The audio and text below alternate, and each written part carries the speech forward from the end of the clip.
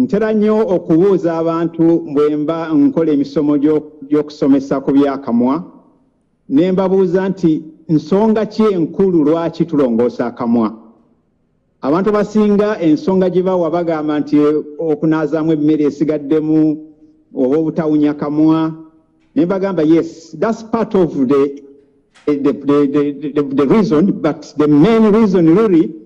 si mmere as such, wabula kukendeeza ku buwuka obubeera mu kamwa. Kati mu kunaaza akamwa kaffe kano tuba tugezaako okukendeeza microorganism okusingira ddala bacteria. Yensonga lwaki tulongoosa akamwa kaffe. Kati era nga bw'ogambye nti akamwa wembadde njoyiningira nkusinga nnyo ogamba nti erinnyo lirina tulina amannyo gano agabeera mu maaso ne tuba nagana agaluma ge bayita ga canines, then ne tuba ne premolars, then tuba ne molars. Ate omuntu gye yeeyongera ng'akula ayinza okufuna gano ge bayita wisdom teeth, erinnyo namba 8 ku buli kibuno wansi oba ne waggulu. Kakati mu linnya eryo erinnyo liba ne sides 5. Tulina wano bannaffe balaba mu maaso, ne tuba ne makkati ga buli mannyo, ne tuba na kuno omuntu kwagaayiza, kati ne tuba ne side eno ebeera olulimi. Kati erinnya erimu lirina sides 5.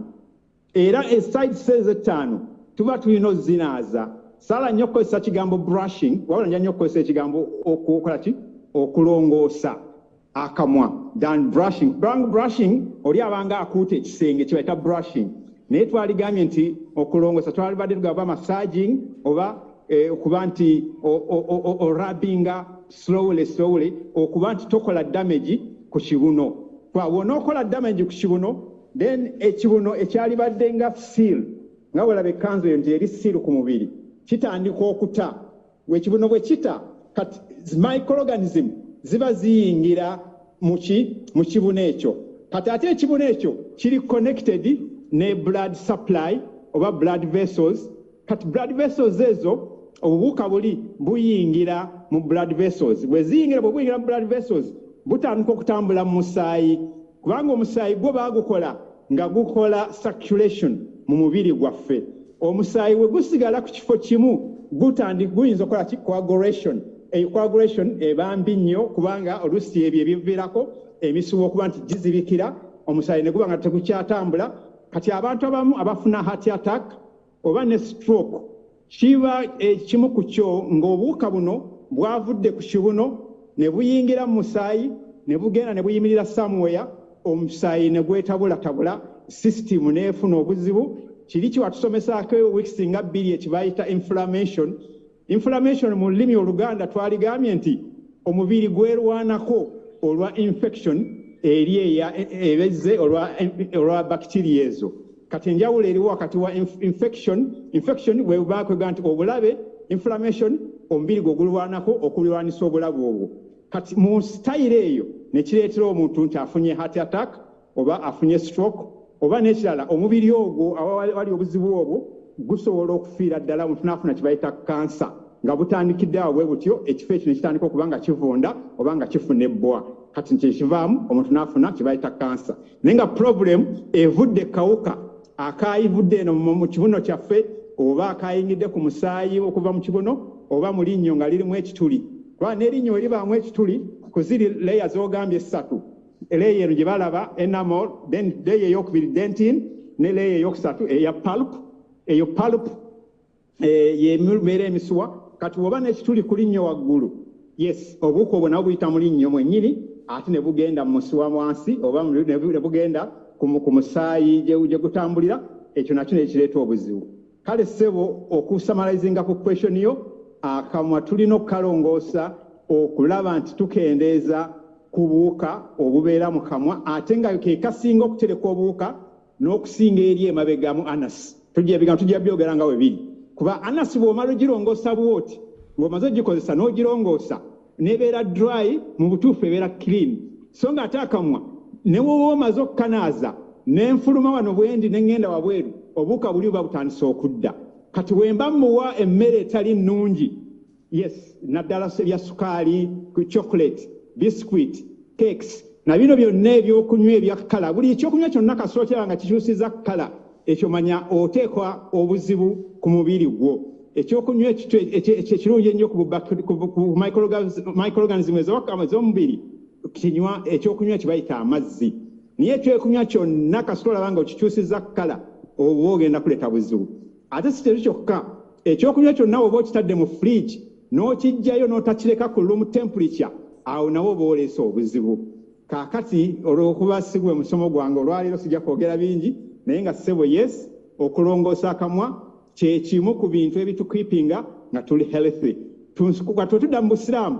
bwe tulatira sula sallama buli yazukukanga yasookanga kulongoosa akamwa bwe yatukanga waka nga tannabagenda kunywegera bantu be yasookanga kulongoosa kamwa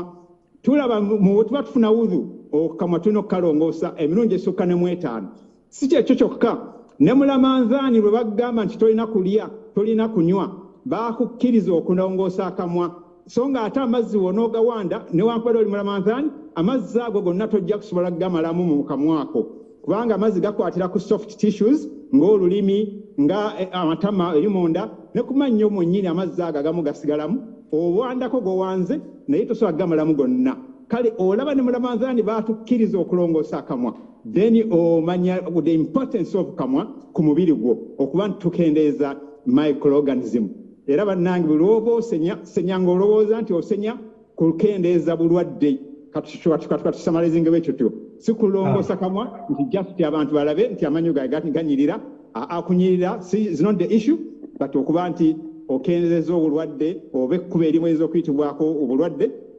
kyekisingako obulungi sebo kansuubire nti ekyo kizzeemu ekibuuzo kyo wemba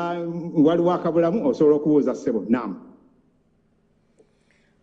seeka mugulumu wangi sebo obawulidde abasajja abasoma alhamdulillah nze ebintu nababirabe mbadde mmanyi nti bujjonzo amanyi neetaga agabeera ekkiringa gamasa agasi ki ekigendererwa angobye wenjagala nze kaakati bannange mbasaba mutunulire ekigambo kyetwogerako nti abakyala bano n'abaami mbeegayiridde ekigambo ky'obuyonjo oluusi omukwano gutujja ku kituufu kye twalikoze ne tulowooza nti kye tukola kye kirungi naye nga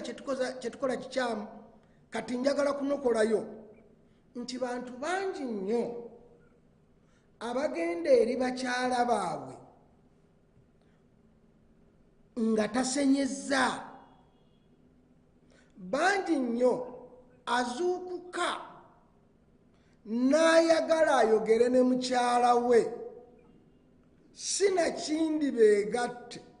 sinakindi amunywegere omu ku bafumbo okwagala okunywegera munne nga tibalongoosezza kamwa nga bava kwebaka baganda bange kitta omukwano mukyegendereze ate oba ekiri fane badokita abo bakugamba nti senga twali tumanye ekiri buli omu mu kamwa kwa munne teri yali kiisinze munne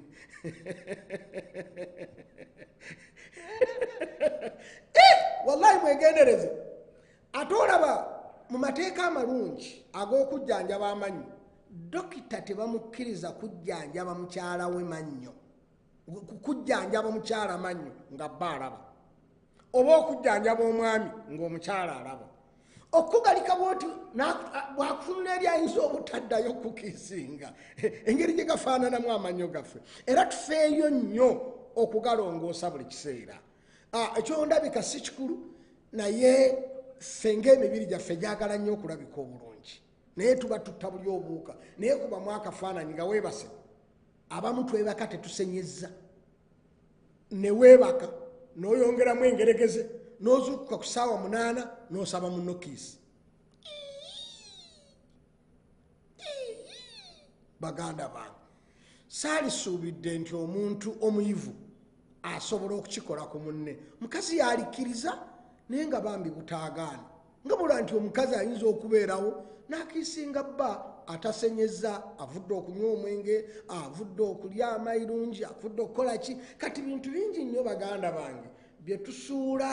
omuguluka naye ng'ate bitta omukwano fe ate oluusi ne tulowooza nti ogwe muki gwe mukwano gwennyini omukyala anjagala nnyo naye nedda bambi oluusi akikola lwa butaagaane omuntu yenna abeere muyonjo kyekiri seeka kyabasomedde Dr. Sulaiman ti nabbi bwe yatuukanga ewuwe olw'okuba agenda kuhaginga mukyala we yasookanga kusenya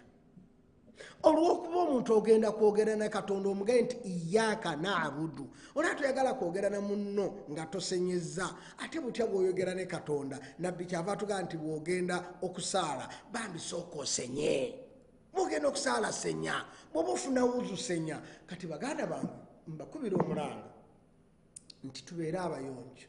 bufumbo bwetaaga abantu nga bayonjo bababuulidde ekizibu ekiri mu kamwa era tikiri advisable kudda ku munno n'omukiisinga nga tosenyeza tuva kwebaka tuva kukola ki n'omusajja ova mu tulo n'ogaa munno nti kyuka eno n'omukiisinga nga wallahi akamwa ke naawe nnyini owulira nga engeregeze ziwunya seeka mugulumu ogamba ki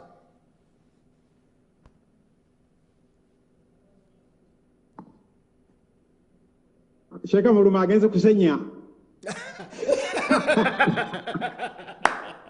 Malaika